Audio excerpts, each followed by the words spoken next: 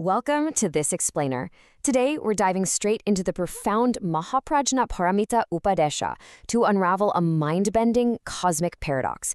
We're going to be looking at the very nature of reality and the true meaning of compassion.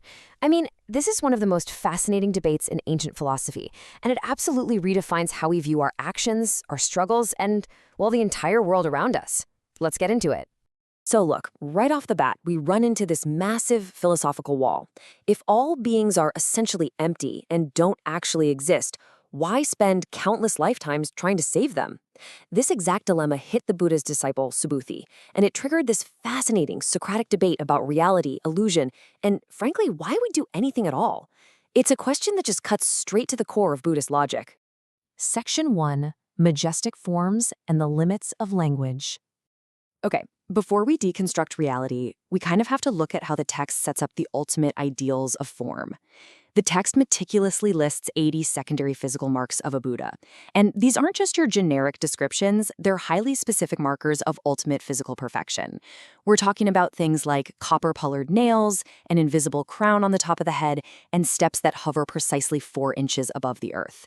It's an image of absolute physical majesty, really designed to just awe the mind. From the physical stuff, the text pivots to language, explaining the mastery of the 42 foundational letters. Starting with the letter A, these 42 characters are said to encompass the root of all spoken language. But here's the catch. The text makes a really critical pivot here. It tells us that mastering these 42 letters is merely a stepping stone. It's an incredible tool, for sure, but it is definitely not the final destination. So what's the point? The crucial takeaway is that both these magnificent physical forms and these complex linguistic teachings are ultimately just empty tools. They are phenomenal, yes, but they're basically just fingers pointing at the moon.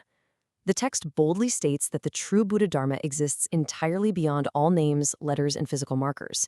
They point toward a completely wordless, inexpressible reality. And, this realization is exactly what sets the stage for our central conflict. Section 2. Subhuti's Existential Crisis. This brings us to Subhuti. And honestly, this is an incredibly relatable moment of philosophical despair. Because when you realize the highest forms and languages are essentially empty, things get really complicated, really quickly. Subhuti hears this teaching on ultimate emptiness and basically has a panic attack. He realizes that if the doctrine of emptiness means no beings, no karma, and no physical forms actually exist at an ultimate level, then the grueling aeons-long path of saving others seems, well, completely pointless. He hits the nail on the head with the ultimate irony. Even the bodhisattva cannot be found. He's asking the exact logical question you or I would ask, right? If there's no destination and no traveler, why walk the path? Why go through the intense discipline of the 6 paramitas, like extreme generosity, extreme patience, and effort, if the people you're saving are fundamentally unobtainable? I mean, why not just chill in the emptiness? Section 3. The Two Truths. The Buddha answers Subhuti with this paradigm-shifting concept that brilliantly resolves the tension without breaking the logic. It's the framework of the two truths. In the conventional truth, suffering, karma, cause and effect, all of that is very real to us. Like, if you get hit, it hurts. But in the ultimate truth, everything is originally empty, unarisen, and completely free of both defilement and purity. The Buddha explains that these aren't two different worlds. Rather, they're two different ways of perceiving the exact same reality. The text frames this as the fundamental difference between ignorance and wisdom. An ordinary person, acting out of ignorance, confuses the conventional reality for the ultimate reality. They think their labels, their wealth, and their physical bodies are solid, permanent things. But a sage understands both truths simultaneously. They act perfectly within the conventional world, following rules, helping people, practicing kindness, without ever being bound by it, simply because they never lose sight of its ultimate emptiness. Section 4. The Magician's Compassion. To make this notoriously tricky concept crystal clear, the text shifts from high-level philosophy to a very tangible, super vivid metaphor. Picture a master illusionist. And we aren't just talking about someone doing card tricks here. This is a magician who conjures up a magnificent, vast Pure Land. They conjure up phantom people, beautiful palaces, and intricate gardens to entertain a massive crowd. This illusionist is conducting an absolute masterpiece of reality, all while knowing internally that it's just a trick. It's just a temporary projection. The source text explicitly states that a bodhisattva operates exactly like this magician. The bodhisattva practices good deeds, teaches others, and works to save beings from hell realms and suffering for countless lifetimes. They perform the art of compassion flawlessly on the stage of the conventional world, fully aware the entire time that the whole shebang is an illusion. Now here is what's absolutely profound about this: the depth of compassion it reveals. Why does the magician keep the show going?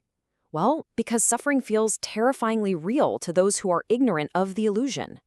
If beings knew they were an illusion, the bodhisattva wouldn't have to lift a finger.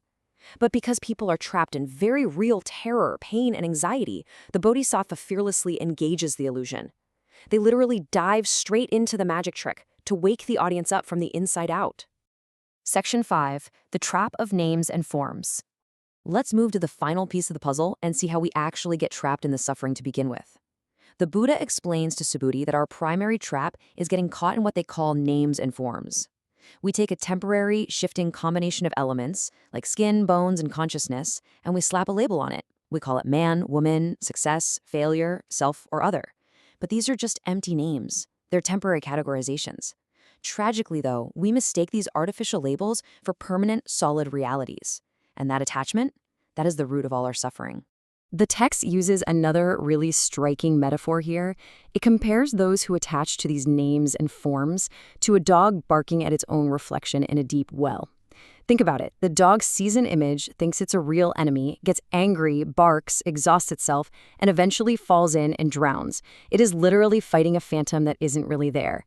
A sage, however, looks into that exact same well, sees the reflection, understands the physics of the water, and simply walks away. The reflection doesn't need to be destroyed. It's the attachment to it that just needs to be dropped. And this brings us to Dharmata, the true nature of reality. Realizing the ultimate truth doesn't mean destroying the physical world. Actually, scratch that.